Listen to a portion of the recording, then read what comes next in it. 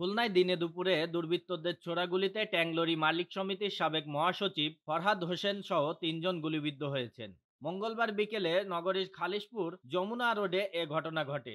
আহত ফরহাদ হোসেন উত্তর কাশীপুর এলাকার বাসিন্দা আকমান শেখের ছেলে। আহত অন্য দুজন হলেন ফরহাদ হোসেনের গাড়ি চালক মোহাম্মদ মনিরুল ইসলাম ও তার ম্যানেজার সোহেল।